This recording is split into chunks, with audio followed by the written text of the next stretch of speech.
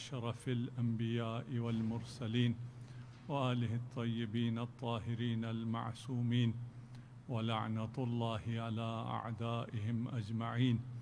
أما بعد فقد قال الله تبارك وتعالى یا ان پر کم سوچا جاتا ہے۔ اس میں کوئی شک نہیں ہے کہ اہل بیت میں سے صرف امیر المؤمنین کو ظاہری طور پر حکومت ملی اور آپ نے خلافت ظاہریہ کے منصب سے حکومت چلائی۔ اس حکومت کے بارے میں ہم کم جانتے ہیں اور کم گفتگو کرتے ہیں۔ ایک ایسی مثالی حکومت، بہترین حکومت اور حکمرانی کا سنہرا دور، اس کا یا تو ذکر ہوتا ہی نہیں ہے یا اس کا ذکر بنی عباس اور بنی امیہ کے پروپیگنڈے کے زیر اثر ہوتا ہے۔ آج کل کیونکہ حکومتوں کی تبدیلیاں ہیں اور لوگوں کی توجہ اس پر ہے کہ اچھی حکومت کون سی ہے اور بری حکومت کون سی ہے، کس کو حکومت کا حق ہے اور حکومت میں آ کر کون کامیاب ہے اور کون ناکام ہے۔ امیر المؤمنین کی حکومت ہم عقیدے کے لحاظ سے تو اس بات کے قائل ہیں کہ اس سے بہتر کوئی حکومت نہیں ہو سکتی ہے، لیکن تاریخی اسناد کی نظر سے بھی ہمیں دیکھنا ہوگا، حقائق کے نگاہ سے بھی دیکھنا ہوگا، ایک عام انسان کو بھی ہمیں بتانا ہوگا، عام مسلمان کو بھی بتانا ہوگا۔ اور آج کل خیر ریاست مدینہ کا نعرہ تھوڑا سا کم ہو گیا ہے، دوسرے نعرے آ گئے ہیں، تو ان کو بھی بتانا ہوگا کہ بھئی ریاست مدینہ کا مطلب کیا ہے اور ریاست مدینہ کا عملی اظہار، عملی وجود کہاں ہے، یہ ہمیں سمجھنا ہوگا۔ اب اس میں تھوڑی سی ہماری مجبوری یہ ہے کہ ہم ہر چیز کھول کے بھی بیان نہیں کر سکتے، اور ہم صرف امام علی کے نگاہ میں حکومت کیا ہے اور آپ نے کیسے حکومت کی، اور جس طرح امیر المؤمنین نے فرمایا کہ مجھ پر اس سے بڑا اور ظلم نہیں ہو سکتا کہ میرا نام ان کے نام کے ساتھ لیا جاتا ہے۔ میرا نام لیتے ہیں اور اوروں کا نام لیتے ہیں، یہ بہت بڑا ظلم ہے۔ ساتھ نام لینا، علی افضل ہے یا فلان افضل ہے، یہ بہت بڑا ظلم ہے امیر المؤمنین پر۔ اور یہ بھی بڑا ظلم ہے کہ ہم دیکھیں کہ کس کی حکومت اچھی تھی، علی کی حکومت اچھی تھی یا فلان کی حکومت اچھی تھی، کس کی سیاست اچھی تھی، سیاست علوی کیا ہے، باقی سیاست کیا ہے۔ اس میں بھی کوئی شک نہیں ہے کہ جو پروپیگنڈا بنی امیہ کا، بنی عباس کا رہا، اس کی وجہ سے علی کو ایک ناکام سیاستدان کہا جاتا ہے۔ علی وہ جسے سیاست کرنی نہیں آتی تھی، علی وہ جسے حکومت کرنی نہیں آتی تھی، اور مشورے دیتے ہیں کہ اگر علی یہ نہ کرتے تو ان کی حکومت چلتی رہتی، اگر یہ کمپرومائز کر لیتے تو ان کی سیاست بہتر ہو جاتی۔ ہمارا قصور نہیں ہے، ہم نے اس قسم کی سیاست میں آنکھ کھولی ہے جہاں سیاست کہتے ہی خیانت کو ہیں، تو ہمیں پھر حقیقی سیاست نہیں لگتی۔ ہم کہتے ہیں کہ یہ حقیقی سیاست مدار کو، سیاستدان کو سیاست نہیں آتی تھی۔ اب اسے سمجھنے کی ضرورت ہے کہ علی کتنے بڑے سیاستدان تھے، اسے پھر سیاست کو بھی سمجھنے کی ضرورت ہے کہ سیاست کیا ہے۔ ہمیں سیاست سے دور ہونا چاہیے، سیاست کے نزدیک ہونا چاہیے، سیاست اور دین الگ ہیں یا ایک ہیں۔ اور اسی نعرے کے تحت آج کل ہمارے بہت سے لوگ سیاست میں ہیں کہ سیاست اور دین تو الگ چیزیں نہیں ہیں، اس لیے ہم سیاست میں ہیں، اور جس سیاست میں ہیں اس کا دین سے کوئی تعلق ہے، اس کا دین سے کوئی دور کا تعلق بھی نہیں ہے، اس لیے کہ وہ سیاست علوی نہیں ہے۔ وہ جو عین دین ہے وہ سیاست علوی ہے۔ اس سیاست علوی کو آپ کہتے ہیں کہ امام کو سیاست نہیں آتی تھی، کیونکہ ہمیں سیاست نہیں آتی ہے۔ ہم آج اگر، اور لکھا ہوا بھی ہے، لوگوں نے لکھا ہے کہ امیر المومنین کو سیاست نہیں آتی تھی، اس پہ کتابوں میں بھی لکھا گیا، تقریروں میں بھی کہا جاتا ہے، بیانات میں بھی آتا ہے، اور پھر اس کے لیے کچھ چیزیں پیش بھی کی جاتی ہیں کہ یہ دیکھیں سیاست یہ تھی اور علی نے ان کاموں کو انجام نہیں دیا۔ ہمیں سیاست کو، موجودہ سیاست کو سمجھنا ہوگا کہ موجودہ سیاست کا بانی کون ہے اور موجودہ سیاست کے اصول کیا ہیں، کہ ان اصول کے مطابق، ان پرنسپلز اور ویلیوز کے مطابق ہم کہیں گے کہ یہ سیاستدان کامیاب ہے اور یہ سیاستدان ناکام ہے۔ ہمیں یہ تو پہلے سمجھنا ہوگا، بیس کو ہمیں پہلے سمجھنا ہوگا، اس کے بعد ہم کامیابی اور ناکامی کو سمجھ سکتے ہیں۔ ایک سیاست امیر المومنین کی سیاست ہے، وہ تو اس طرح ڈاکومنٹ نہیں ہوا۔ اس کے مقابلے میں عمرو بن عاص کی سیاست ہے، وہ بھی ڈاکومنٹ نہیں ہوا، اس سے بڑے بھی ہیں، عمرو بن عاص کا بھی بڑا ہے، اس کی سیاست ہے، اس کا بھی بڑا ہے، ان کے ہم نام لیتے، سب سے بڑا کا اگر نام لے لیں تو وہ جو عمرو بن عاص ازم ہے وہ شیطان ازم ہے، سب سے بڑے کا نام لے لیتے ہیں، درمیان کے شیطان خود بخود حل ہو جائیں گے۔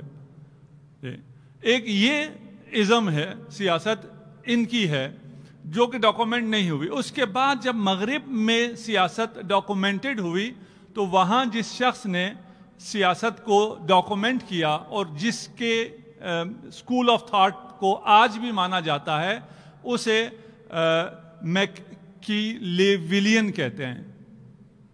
یہ ایک اٹیلین فلاسفر تھا، اس نے ڈاکومنٹ کیا، اس کی کتابیں آج بھی موجود ہیں، آج بھی پڑھایا جاتا ہے، آج بھی ویسٹرن یونیورسٹیز میں اس کی کتابیں پڑھائی جاتی ہیں، اور اس نے ہمیں بتایا ہے کہ سیاست کیا ہوتی ہے۔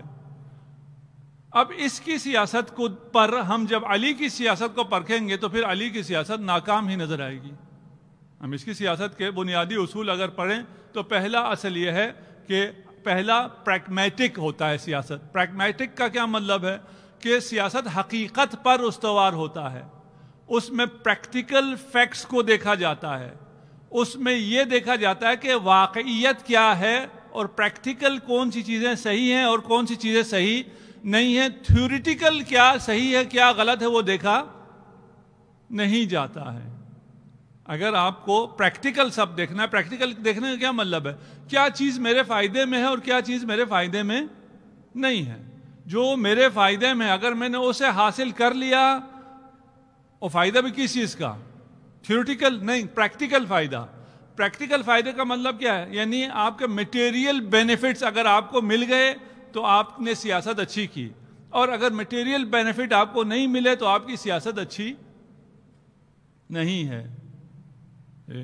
اب اگر علی کی سیاست کو اس تناظر میں دیکھا جائے کہ میٹیریل ویلیوز کو یا میٹیریل بینیفٹس کو جو حاصل کر لے وہ اچھا سیاستدان، اور جو تھیوریٹیکل ویلیوز کی وجہ سے، پرنسپلز کی وجہ سے، قیم کی وجہ سے، مبادی کی وجہ سے، ویلیوز اور اقدار کی وجہ سے اقتدار کو ٹھکرا دے وہ برا سیاستدان۔ اسی طرح ہو گیا نا؟ جی میرے ساتھ ہیں نا؟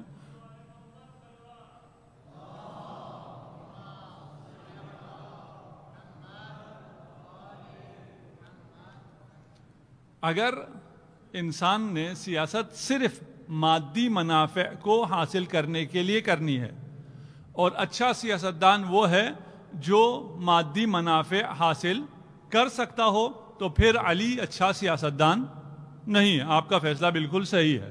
آپ جو کہہ رہے ہیں کہ علی کو سیاست نہیں آتی تھی، یعنی یہ والی سیاست نہیں آتی تھی کہ اپنے ذاتی منافع حاصل کریں، یعنی آج کل کی سیاست جو بھی کرنا پڑے آپ اپنے ذاتی منافع حاصل کریں، آپ کو جتنے بھی یو ٹرن لینے پڑیں، جتنے بھی سرپرائز دینے پڑیں یا سرپرائز لینے پڑیں، آپ کرسی نہ چھوڑیں۔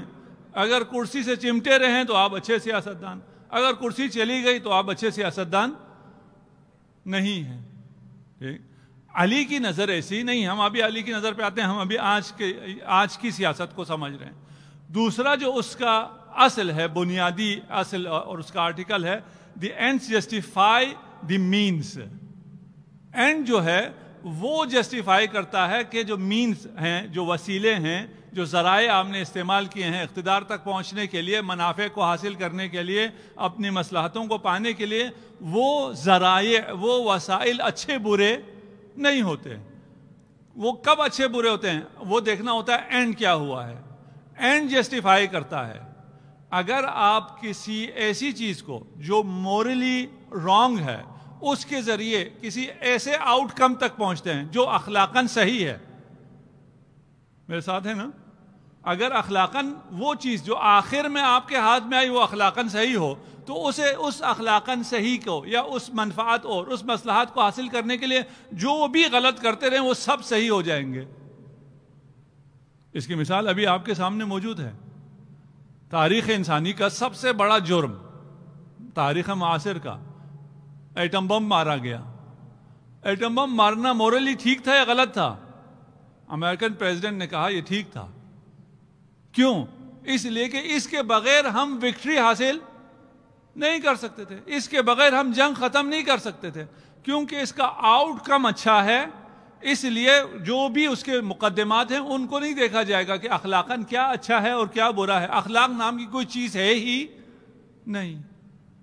جس سیاست میں، یہ ہم آپ بھی پریکٹیکل دیکھ رہے ہیں نا، انہی کو پڑھ کے ابھی ہمارے سیاستدان تو یہ بھی نہیں پڑھتے، ان کو کرتے دیکھ کے کرتے ہیں کہ وہ لوگ کیا کر رہے ہیں ویسے ہی کرنے کی کوشش کرتے ہیں، نقالی کرتے ہیں۔ ان کو ان ویلیوز کا بھی پتہ نہیں ہے کہ یہ ویسٹرن ورلڈ میں پولیٹکس کن بنیادوں پہ استوار ہے، وہ بھی پتہ نہیں ہے۔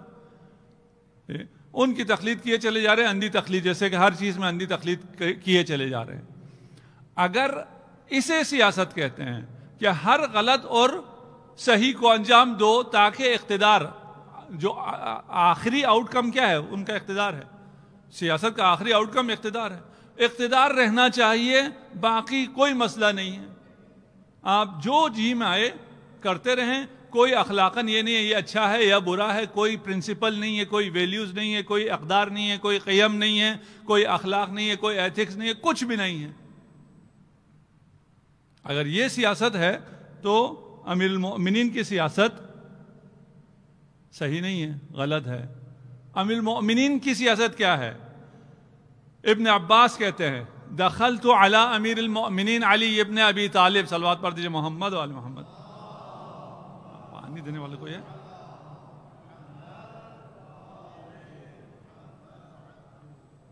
بار دیگر صلوات۔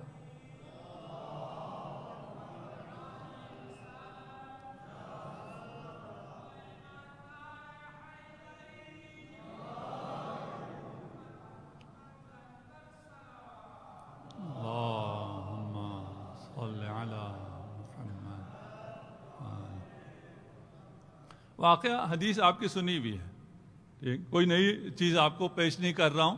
دیکھیے آپ اس میں سے اب اس تناظر میں صرف ہم نے دیکھنا ہے، تناظر نیا ہے۔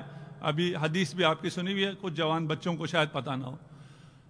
ابن عباس کہتے ہیں کہ میں امیر المؤمنین کے پاس آیا اور بذیقار وہو یخصف نعلہ، ذیقار کہتے ہیں ایام حرب میں، جنگ کے ایام میں، جنگ کے دنوں میں، جنگ چل رہا تھا، فتنے کے ایام تھے، امیر المؤمنین جنگوں میں تھے۔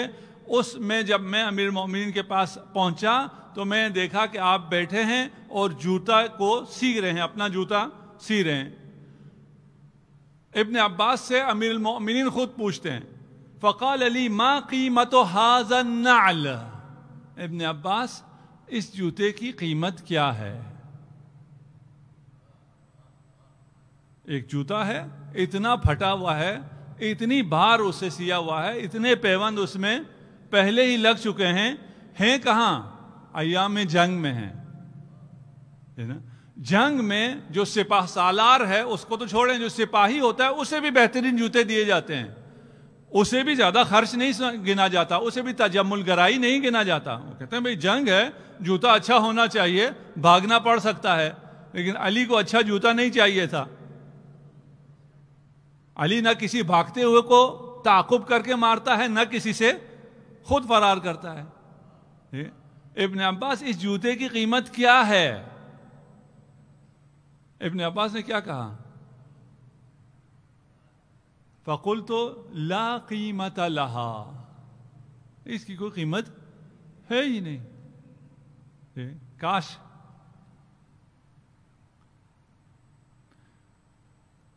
علی ہم سے پوچھتے کہ اس جوتے کی قیمت کیا ہے، وہ جوتا جو علی کے ہاتھوں میں ہو، اس جوتے کی قیمت کو ابن عباس نے نہیں سمجھا۔ وہ جو علی کے پاؤں میں ہے وہ بھی بہت قیمتی جوتا ہے، جو علی کے ہاتھوں میں آ گیا ہے اور علی اسے سی رہے ہیں۔ ابن عباس سے کہہ رہے ہیں ابن عباس اس جوتے کی کیا قیمت ہے؟ ابن عباس کہتا ہے اس کی کوئی قیمت ہے ہی نہیں۔ بیان کروں گا اسے، میں تفصیل سے بعد میں بیان کروں گا۔ امیر المؤمنین کی حیات میں، آپ کی زندگی میں، آپ کی حکومت میں کوئی غریب نہیں باقی رہا تھا۔ ابھی ہم میں سے جس کا بھی جوتا ہو، جتنا بھی خراب ہی کیوں نہ ہو گیا ہو، تو یہ نا وہ ابھی اگر دیں تو ہیں یا نہیں ایسے فقیر جن کو وہ جوتا چاہیے؟ لاکھ دفعہ وہ فقیر بھی جب پھینک دے تو اس سے بھی بڑا فقیر موجود ہے آج کل کہ اس کو پھر بھی وہ جوتا چاہیے۔ وہ جوتا ابھی جسے امیر المومنین پہن کے جنگ کر سکتے ہیں اس کی کوئی قیمت نہیں ہے، یعنی اتنا غریب کوئی ہے ہی نہیں جو اس جوتے کو اٹھائے۔ اس حکومت کی اس حیثیت کو کہ مہنگائی ختم کی ہے امیر المومنین نے، ہمیں نہیں بتایا جاتا۔ آج جب پریشان ہوتے ہیں اور مہنگائی حکومتوں سے ختم نہیں ہوتی ہے تو نہیں پتہ چلتا کہ اس مہنگائی کو کیسے ختم کیا جائے۔ صلوات پڑھ دیں محمد و آل محمد۔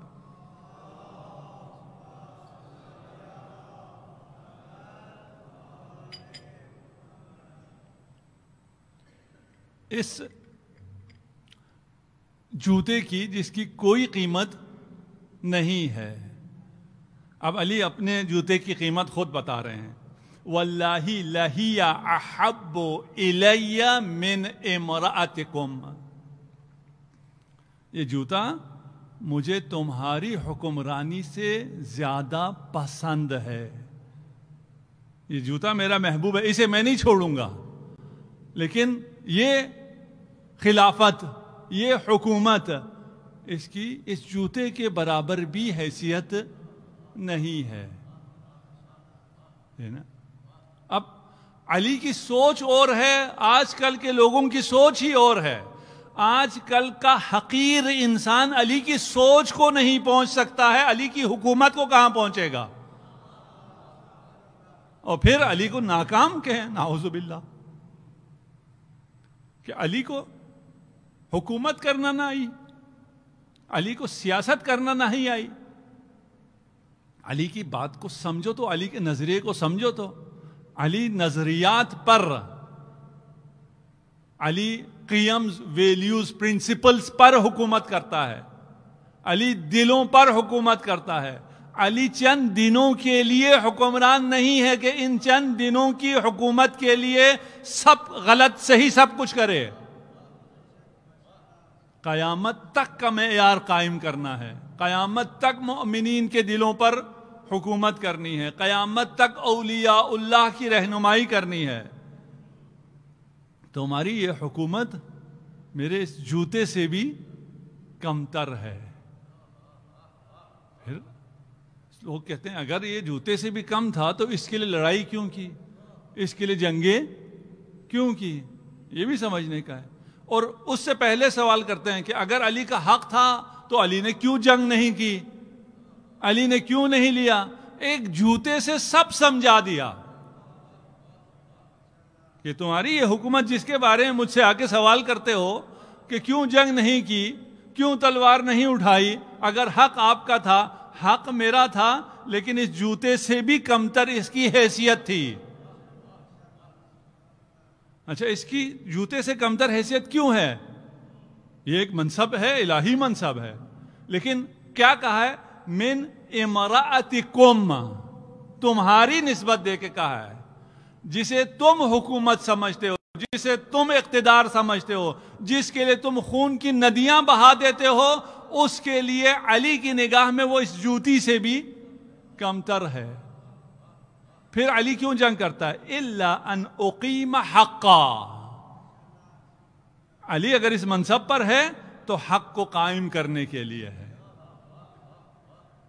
علی اس منصب پہ مادی منفعت کے لیے نہیں ہے، علی پریگمیٹک نہیں ہے. یہ نہیں کہہ رہا ہے کہ تم دنیا کو دیکھو، ابھی دیکھو کہاں تمہیں پریکٹیکل اور حقیقی منفعت اور تمہاری مصلحت کہاں ہے. اگر حکومت کو باقی رہنے کے لیے ایک دو گورنر کو چند سال رہنے دو تو کیا حرج ہوتا ہے؟ کسی کو ایمنیسٹی دینے سے کیا ہوتا ہے؟ کسی کو کوئی ایمنیسٹی حاصل نہیں ہے.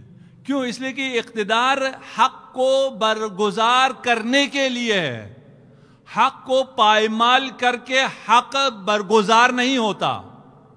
علی حق پائمال نہیں کر سکتا، یعنی غلط کام کرنے، غلط فیصلے کرنے یا اپنی مادی منفعت کے لیے دوسروں کی طرح سیاست کرنے کا مطلب کیا ہے؟ کہ حق کو پائمال کرو.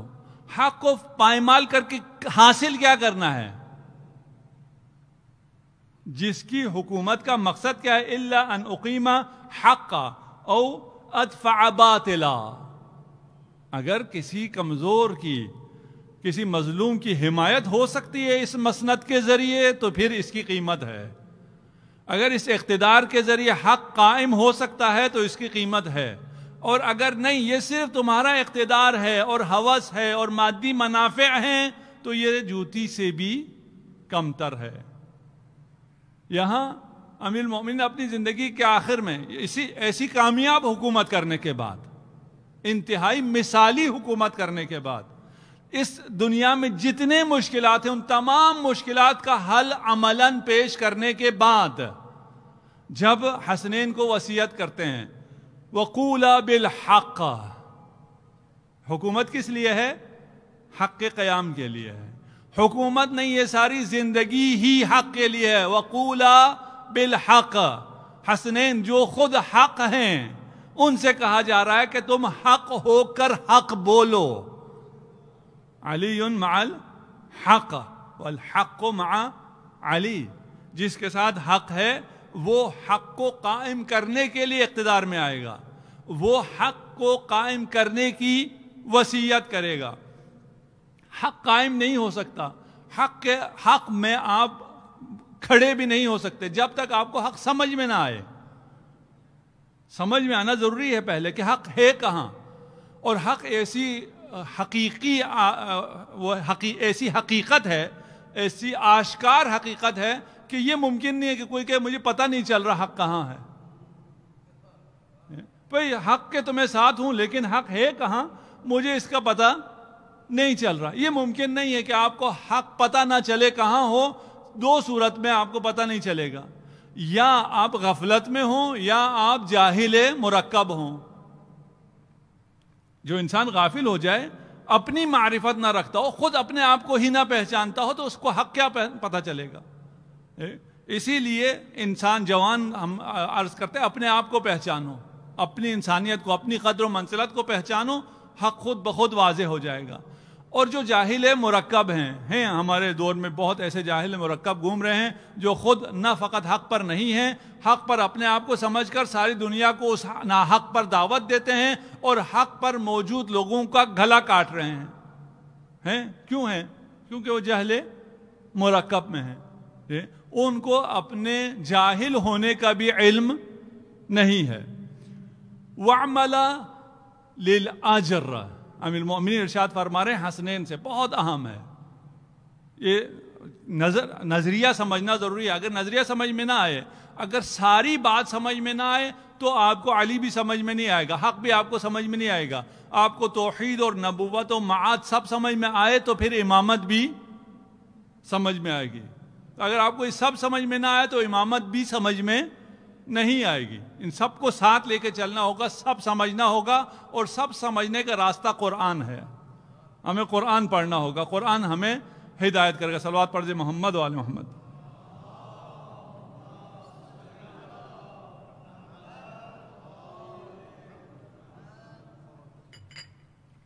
اب کیا کیا جائے؟ حق کے ساتھ رہنا ہے. قولا بالحق، اس کا راستہ ہمیں دکھایا جا رہا ہے. یہ ہمیں اصل میں نصیحت ہے، ہمیں وصیت ہے.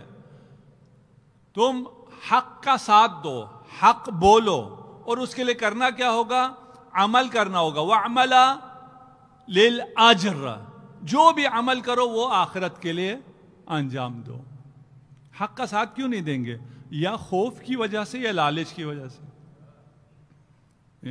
یا تو آپ کو خوف ہوگا کسی ڈکٹیٹر کا اس لیے آپ حق کا ساتھ نہیں دیں گے، یا آپ کو لالچ ہوگی کسی وزارت کی، کسی پوسٹ کی، کسی نوکری کی، تب آپ حق کا ساتھ نہیں دیں گے. امیر المومنین آپ سے کہہ رہے ہیں حق کا ساتھ دو، اور جو بھی عمل اٹھاؤ، جو بھی قدم اٹھاؤ وہ حق کے ساتھ ہوگا، یا وہ حق پر ہوگا یا وہ ناحق کے ساتھ ہوگا. ہمیشہ اجر کو نظر میں رکھو، آخرت کو نظر میں رکھو. اگر خوف کی وجہ سے کوئی قدم اٹھاتے ہو تو خوف خدا دل میں پیدا کرو، تم حق کے ساتھ رہو گے. خوف کی وجہ سے حق سے منحرف نہ ہونا، کہ سب سے بڑا خوف خوف خدا ہے، جہنم کا خوف ہے. اگر کسی لالچ کی وجہ سے ادھر ادھر جا رہے ہو تو جنت کی لالچ کرو، بہشت کو نظر میں رکھو. قولا بالحق وعملا للأجر وکونا للظالم خصما. یہ حکومت امیر المؤمنین بھی یہی ہے کہ ظالم کا ساتھ نہ دو نہیں ہے، ظالم کو تنہا کرو نہیں ہے، ظالم کے دشمن بن جاؤ.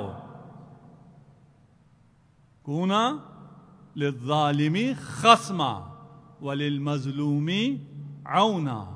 یہ زندگی، انسانی زندگی یہ ہونی چاہیے، الہی زندگی یہ ہونی چاہیے. اگر آپ سیاست میں آتے ہیں تو اس لیے سیاست میں آنا چاہیے، اس لیے سیاست میں نہیں آنا چاہیے کہ کسی ظالم کا ساتھ دے کہ آپ کہیں ہمیں کچھ منفعت حاصل ہو جاتی ہے. ابھی کیا منفعت حاصل ہوتی ہے؟ آپ کو ظالم کا ساتھ دے کے کیا فائدہ حاصل ہوتا ہے؟ آپ کو یہی منفعت، مادی فائدے حاصل ہوتے ہیں. اگر مادی منفعت حاصل ہوتی ہے، وہ اگرچہ اقتدار ہی کیوں نہ ہو، اقتدار اعلیٰ ہی کیوں نہ ہو، وہ جوتی کے برابر بھی نہیں ہے. اس کے لیے آپ ادھر ادھر نہیں جا سکتے ہیں. سمجھ میں آنا بڑا مشکل ہے. پریکٹیکل لائف میں اگر سمجھ میں ہمیں آ جائے تو پھر بات ہی کیا ہے، پھر تو مسائل ہمارے سارے حل ہو جائیں. ہم سے مراد پورے ہم عالم اسلام کے لیے کہہ رہے ہیں. البتہ یہ ہے جو عہد نامہ مالک اشتر ہے، شاید جوانوں نے پڑھا ہو، مجھے اس 2-4 دنوں میں موقع ملے گا اس سے میں کچھ کوٹ کروں گا. عہد نامہ مالک اشتر آپ کے ملک میں نصاب میں شامل نہیں ہو سک رہا ہے، لیکن اقوام متحدہ کے نصاب میں شامل ہے. تمام دنیا کو یہ خط عہد نامہ مالک اشتر بھیجا گیا کہ یہ بہترین سیاست ہے. آپ کے ملک میں کیوں نہیں ہو پا رہا ہے؟ اس لیے کہ اس میں مالک کا نام ہے. بھائی مالک کے نام سے کیا مشکل ہے؟ مالک کے نام سے مشکل یہ ہے کہ مالک کا نام شبہ ہے، شک ہے کہ وہ ان میں تھا جو عثمان کے خلیفہ کے خلاف تھے. جو خلیفے کے خلاف ہو اس کا نام بھی برداشت نہیں ہو رہا، اس کا صرف نام ہے، باقی خط سارا امیر المومنین کا ہے، صرف لکھا اس کو گیا ہے. اتنا تمہیں دشمنی ہے اس سے جو خلیفہ کے خلاف کھڑا ہو. تو عمر بن عاص خلیفہ کے خلاف کھڑے ہونے میں شک نہیں ہے، وہ تلوار لے کے سامنے آیا ہے، سامنے بھی اس طرح آیا ہے کہ وہ کمال بے غیرتی سے اس نے اپنی جان بچائی ہے. اس کا ذکر کیوں آتا ہے؟ وہ صحابی ہے، مالک بھی صحابی ہے. ایمنسٹی کس کو حاصل ہے؟ ایمنسٹی بنی امیہ کو حاصل ہے. ٹائٹل صحابیت ہے. کسی صحابی کو کوئی ایمنسٹی، کوئی احترام حاصل نہیں ہے. خلیفہ کو بھی احترام حاصل نہیں ہے، نہ امام حسن کو احترام حاصل ہے، نہ امام علی کو احترام حاصل ہے. ان کے دشمنوں سے کوئی بغض نہیں ہے، کوئی مسئلہ نہیں ہے. آ جائیں واپس. وَقُولَ بِالْحَقِّ وَعْمَلَ لِلْأَجْرِ وَكُونَ لِلظَّالِمِ خَصْمًا وَلِلْمَظْلُومِ عَوْنًا. آؤ سیاست میں، سیاست علوی کرو. اگر کوئی مرد ہے آؤ کرو، اور پھر دشمن کے خلاف، ظالم کے خلاف کھڑا ہو جائے، ظالم سے کا دشمن ہو جائے، بتائے کہ میں ظالم کا دشمن ہوں. اور اگر ظالم اسے خریدنا چاہے کچھ چیزوں کے ذریعے، کچھ منفعت کے ذریعے، کسی پوسٹ کے ذریعے، کسی ٹکٹ کے ذریعے، کون نہیں، مجھے نہیں چاہیے. میری سیاست یہ نہیں ہے میں چند ٹکٹ لے لوں، میری سیاست یہ نہیں ہے کہ میں چند مادی منافع حاصل کر لوں. وہ مادی منافع بے شک آپ کے، میں اپنی شخص کے لیے نہیں، اپنی قوم کے لیے حاصل کر رہا ہوں. نہیں، مادی منفعت کے لیے علوی سیاست ہے ہی نہیں، وہ شخص کی منفعت ہو یا وہ قوم کی منفعت ہو۔ علوی سیاست کیا ہے؟ ظالم کے خلاف کھڑا ہونا اور مظلوم کی حمایت کرنا۔ صلوات پڑھیے محمد و آل محمد۔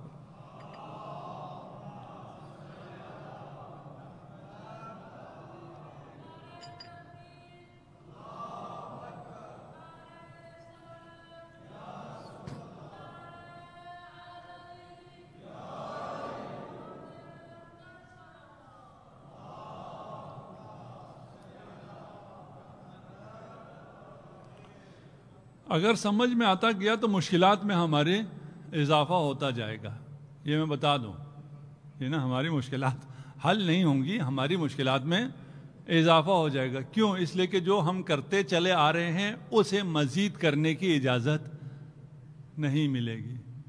جو ہم جسٹیفیکیشنز دیتے آئے تھے ان کی وہ جسٹیفیکیشنز بھی ختم ہو جائیں گی، اور سارا مسئلہ بگڑا یہیں سے ہے اور بنے گا یہیں سے۔ اس لیے ہم سمجھتے ہیں، دوسرے روایت پہ آ جائیں، واللہ لو اعطیت اقالیم السبع بما تحت افلاکہا۔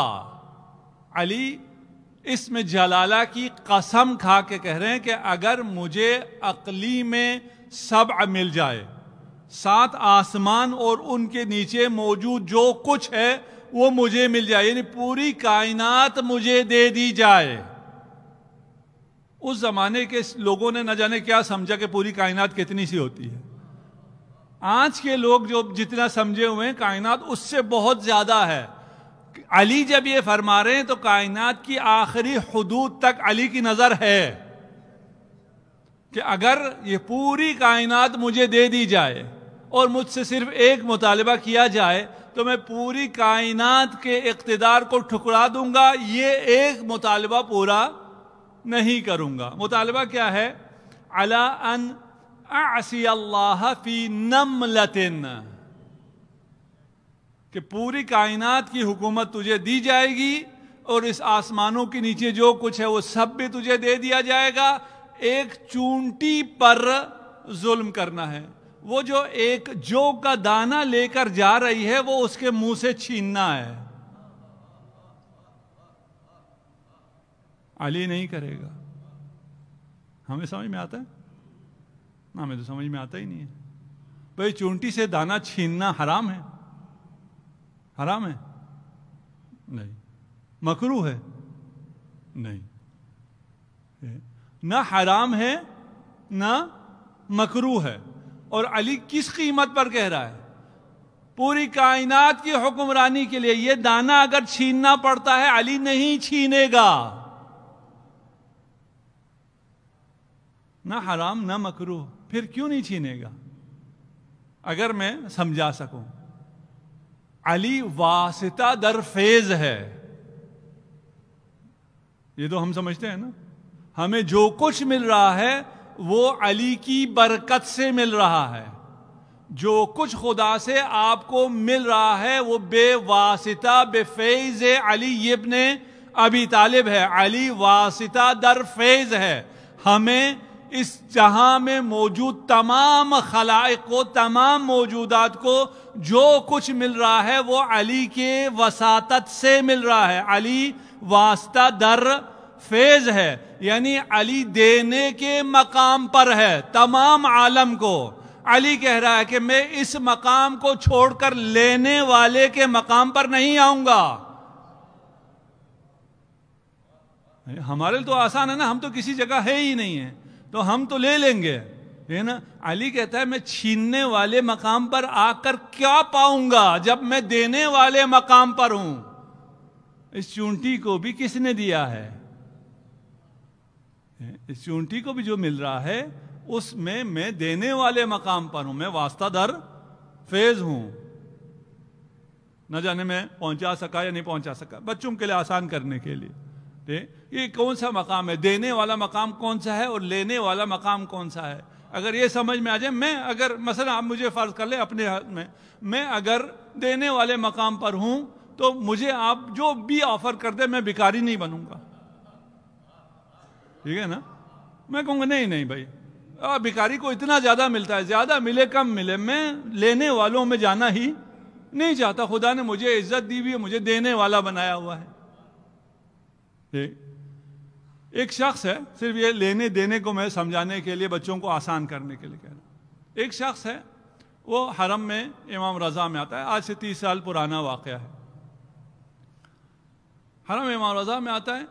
اور کیوں آتا ہے؟ اس لیے کہ وہ بینک کرپٹ ہو گیا تھا.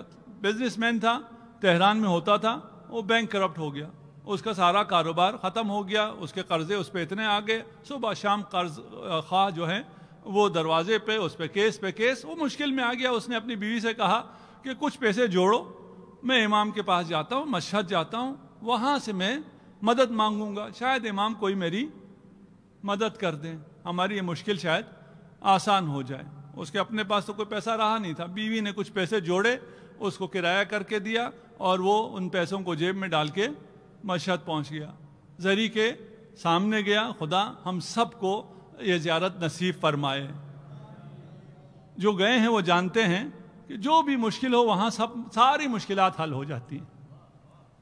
انسان کو سکون آ جاتا ہے. مشکل حل ہونے سے پہلے اطمینان ہو جاتا ہے کہ میری مشکل حل ہو گئی ہے. یہ شخص بھی کہتا ہے میں دعا کر رہا تھا، دعا کرتے کرتے مجھے سکون سا مل گیا، مجھے یقین ہو گیا میری مشکلات حل ہو گئی ہے. اب تو جاؤں گا، تہران پہنچوں گا تو پتہ چلے گا مشکلات حل ہوئی ہیں نہیں ہوئی. لیکن یہاں جب سکون آیا، میں نے شکریہ کیا امام کا اور میں واپس چل دیا. اگر آپ گئے ہوں تو آپ جوتے رکھتے ہیں، کفشداری ہے، اس کو ایک ٹوکن سا دیتا ہے. اس نے جیب میں ہاتھ ڈالا ٹوکن نکالنے کے لیے، دیکھا جیب کٹ گئی ہے، ٹوکن بھی نہیں ہے. وہ جو تھوڑے سے پیسے تھے، واپسی کا کرایہ تھا، دوپہر کا کھانا تھا، وہ بھی جیب سے چلا گیا. اب اس کے دل میں طرح طرح کے خیال آنا شروع ہوئے کہ میں امام آپ کو دینے والا سمجھ کے آیا تھا، یہاں تو آپ نے جو کچھ میرے پاس تھا وہ بھی لے لیا. کہا واپس جاتا ہوں، امام سے گلہ کرتا ہوں. زری کے سامنے آیا، سلام کیا. کہتا ہے کہہ نہیں سکا، زبان پہ نہیں لا سکا، لیکن دل میں یہی تھا کہ آپ تو دیکھ رہے تھے نا، میں کوئی پہلی دفعہ بھی نہیں آیا، میں بارہا آپ کے پاس آیا ہوں. پہلے جب آیا تھا میرے پاس اتنا ہوتا تھا، جیب کٹ جائے تو بھی کوئی حرج نہیں تھی. اب تو میرے پاس کچھ بھی نہیں ہے، میں یہی سارا تھا. اب میں کس سے مانگوں، میں کیا کروں؟ آپ اگر دیکھ رہے تھے تو آپ نے میرے ساتھ یہ کیوں کیا؟ آپ نے یہ کیوں لینے دیا کسی کو؟ خیر، وہاں سے آخری سلام کر کے کہتا ہے میں واپس چلا. کچھ کر تو سکتا نہیں تھا، مانگ بھی نہیں سکتا تھا. دل میں آیا نہ مانگوں کیا کروں، حرم پہ میں مانگ لیتا ہوں. آپ بھی گئے ہوں گے اس قسم کی جگہوں پہ، وہ پروفیشنل بیگرز ہوتے ہیں، وہ ہمیشہ یہی کہتے ہیں کہ ہم یہاں آئے تھے، ہماری جیب کٹ گئی اور یہ ہو گیا اور کیا ہو گیا، ہمارا جو ہے وہ ٹکٹ گم ہو گیا. آپ بھی آج تک بھی کرتے ہیں. آپ جائیں نا کربلا میں تو لوگ آتے ہیں جی ہم آئے تھے پاکستان سے، ہمارا ٹکٹ گم ہو گیا. ان کو آج کل تو پتہ ہے آپ کو ٹکٹ کیا ہو گیا، ڈیجیٹل ہو گیا. آپ پاسپورٹ دکھائیں تو آپ کا ٹکٹ ہے، کوئی ٹکٹ تو نہیں چاہیے ہوتا. ان سے آپ کہیں نا ٹکٹ گم نہیں ہوتا یار، چلے جاؤ ایئرپورٹ، تو ان کو غصہ آ جاتا ہے کہ پیسے دینے تو دو، نہیں تو مشورے مت دو. یہ بھی کہتا ہے کہ میں اب جس اتنے پروفیشنل بیگر سے ہوں، خود تاجر تھا، اچھا خاصا تھا، آتے تھے، ہم کہتے تھے یہ بھیک مانگ رہے ہیں، پروفیشنل ہیں، جس سے بھی میں کہوں گا وہ یہی کہے گا. اس نے اس سے کہنے کی کوشش کی، اس سے کہنے کی کوشش کی، اس سے کہا نہیں گیا. اس نے جیب میں ہاتھ ڈالا تو ایک سکہ اس کو ملا. اگر آپ 30 سال پہلے کی بات کرو، موبائل نہیں ہے اس زمانے میں، وہ سکے کا ٹیلی فون ہوتا تھا، سکہ ڈال کے فون کرو. اس کے ذہن میں ایک خیال آ گیا کہ ایک سکہ ملا ہے، اسے میں ڈالتا ہوں بوتھ میں جا کر، ایک نمبر رینڈم ملا دیتا ہوں مشہد کا. وہ سامنے تو نہیں ہوگا نا، کم از کم شرم تو نہیں آئے گی، سامنے لوگوں سے مانگتے ہوئے شرم آ رہی ہے. اس سے میں مانگ لوں گا، اس کو کہوں گا کہ میں یہ اس حالت میں آ گیا ہوں، اگر کر سکتے ہو تو مجھے دوپہر کھانا چاہیے، واپسی کا ٹکٹ چاہیے. اس نے فون کیا، کسی نے اٹھایا، ہیلو السلام علیکم. وعلیکم السلام، یہ میرا معاملہ ہے اور یہ میری مجبوری ہے، آپ میری مدد کر سکتے ہیں. اس نے پوچھا آپ کہاں سے بول رہے ہیں، کہاں ہیں؟ کہا میں فلکہ آپ پر ہوں اور یہ ٹیلی فون بوتھ ہے، اس سے میں فون کر رہا ہوں. کہا وہی رہنا، میں آ رہا ہوں. یہ خوش ہو گیا، چلیں پہلی ہی کال پہ ایک سے زیادہ تو کال کر نہیں سکتا تھا، ایک ہی چانس تھا، ایک ہی سکہ تھا. اس پہ جواب مل گیا اور اس نے کہا کہ میں آتا ہوں. 10 منٹ گزرے، 15 منٹ گزرے، کوئی نہیں آیا. تھوڑا سا پھر مایوس ہو گیا کہ فون پہ اس نے تفصیل سے منع کرنے کے بجائے یہی کہا ہوگا میں آتا ہوں انتظار کرو، نہیں آئے گا تو میں کیا کر لوں گا.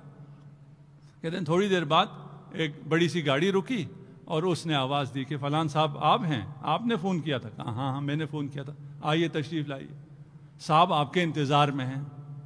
انہوں نے کہا اچھا یہ جو آیا ہے یہ ڈرائیور ہے، وہ تو جانتا نہیں ہے کون ہے، یہ کوئی ڈرائیور آیا ہے، چلیں کوئی اچھی پارٹی کو فون لگ گیا، کرایہ تو دے ہی دے گا، یہ کھانا بھی اچھا کھلا دے گا. اس نے گاڑی میں بٹھایا اور بہت بڑے سے بنگلے میں لے جا کے اس نے گاڑی پارک کی، اور وہ صاحب جو ہے مالک مکان وہ تیار انتظار میں ٹہل رہا ہے، آتے ساتھ ہی اسے گلے لگایا، اس کا بڑا استقبال کیا.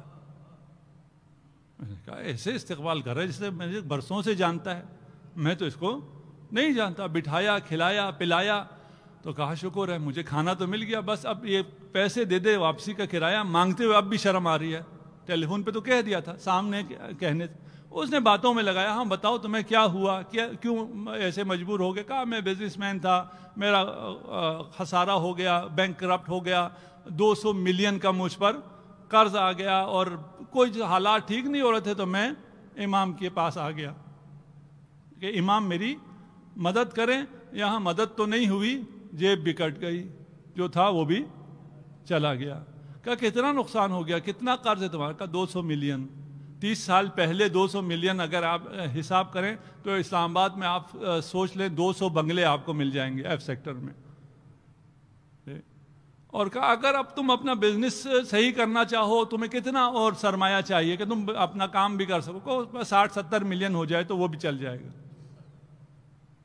کہا اب مجھے اجازت. کہا تھوڑی دیر ٹھہر جاؤ. چیک بک اس نے تیار رکھا ہوا تھا، ایک چیک کاٹا اور چیک مجھے پکڑایا 200 ملین. دوسرا چیک کاٹا 70 ملین کا. میں نے کہا یہ کیا ہے؟ اس وقت ایک بچہ داخل ہوا چائے لے کر، اس نے اس بچے کو گلے سے لگایا اور رونا شروع کیا. یہ کہتا ہے رونا تو مجھے چاہیے تھا، خوشی سے مجھے رونا چاہیے تھا، مجھے اتنا بڑا سرمایہ مل گیا اور دینے والا رو بھی رہا ہے، شکریہ بھی ادا کر رہا ہے. کہا ماجرا کیا ہے، داستان کیا ہے؟ اس نے پھر سنانا شروع کیا. کہا یہ میرا بیٹا سرطان کا مریض ہو گیا تھا، میں نے بڑا علاج کرایا، مشہد میں علاج کرایا نہیں ہوا، تہران گیا علاج کرایا نہیں ہوا. کہا یہ لا علاج ہے.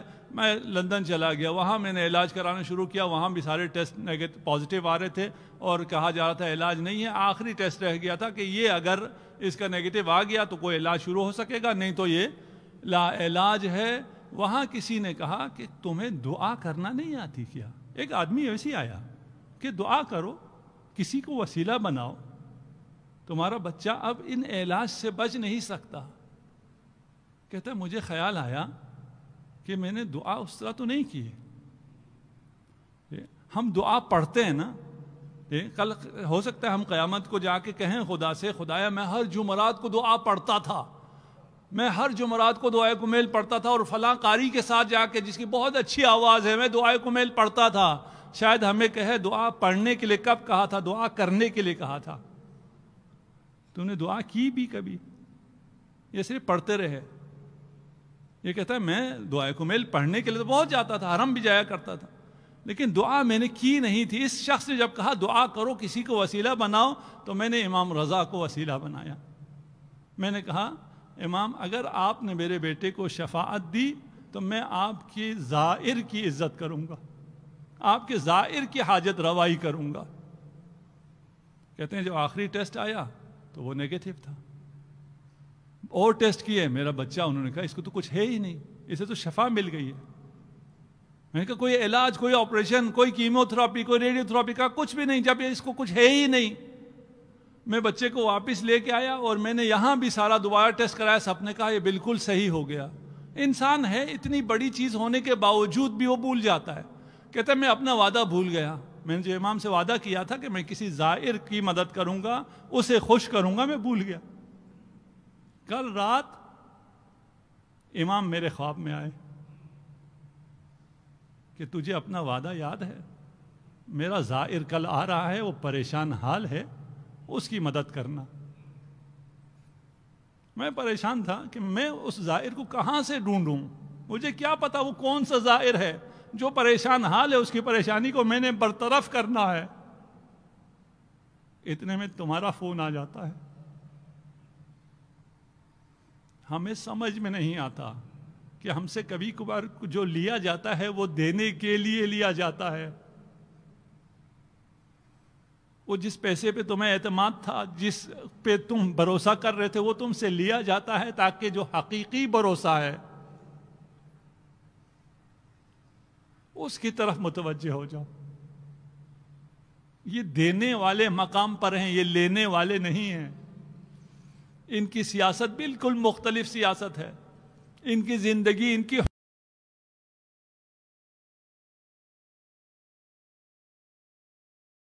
حکومت بالکل مختلف حکومت ہے۔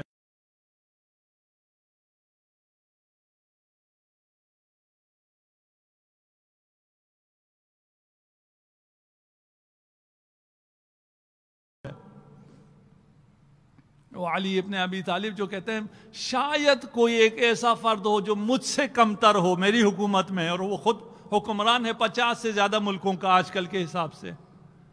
یہ عطائے امیر المؤمنین ہے۔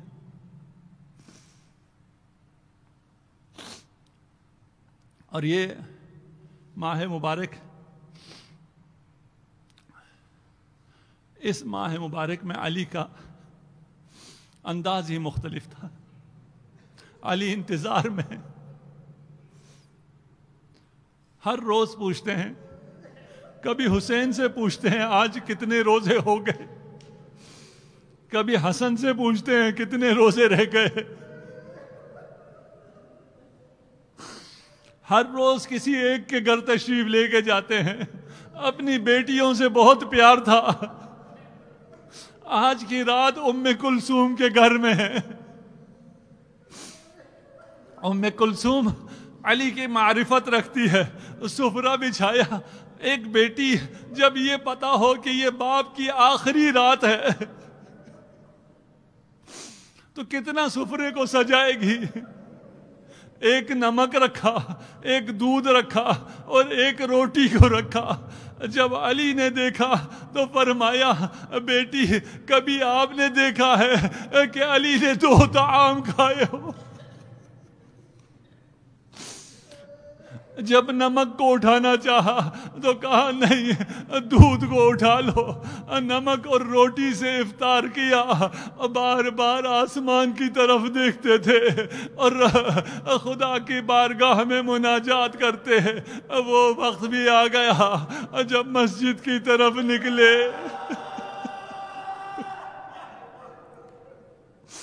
وہ مرغابیاں جن کے آرام کا وقت ہوتا ہے، طلوع فجر سے پہلے سو رہی ہوتی ہیں، انہوں نے علی کا راستہ روکا، انہوں نے چیخ و پکار کی۔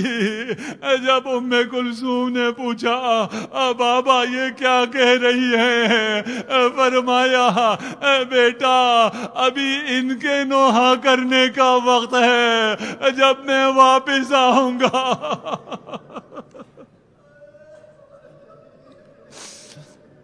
اجرکم علی اللہ۔ امیر المومنین تشریف لے جاتے ہیں، گلدستہ آذان میں کھڑے ہو کر آذان دیتے ہیں، لوگوں کو بیدار کرتے ہیں۔ نماز شروع کی، دوسرے سجدے میں ابن ملجم ملعون آگے بڑھا، یہاں علی کی تسبیح تبدیل ہوئی۔ علی نے کہا فزت ورب الکعبہ۔ وہاں جبرائیل کی تسبیح تبدیل ہوئی، تہدمت واللہ ارکان الہدی۔ اس آواز کو حسنین نے سنا، زینب و ام کلثوم نے سنا۔ امام حسن تشریف لائے، فرق شکافتہ ہے، اب مٹی اٹھا اٹھا کر اپنے سر میں ڈال رہے ہیں۔ فرمایا بیٹا نماز مکمل کرو، یہ وہ عظیم نماز ہے جسے 2 اماموں نے مکمل کیا۔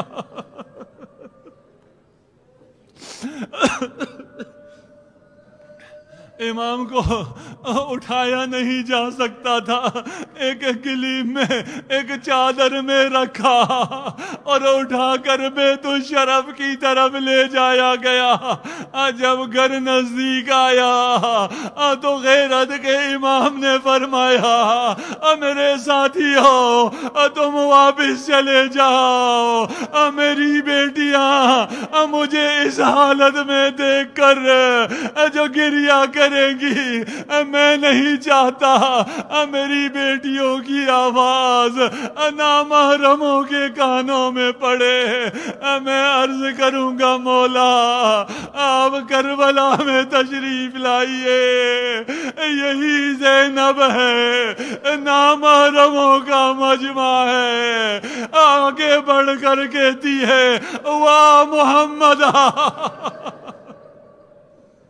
ھذا حسین مقدم۔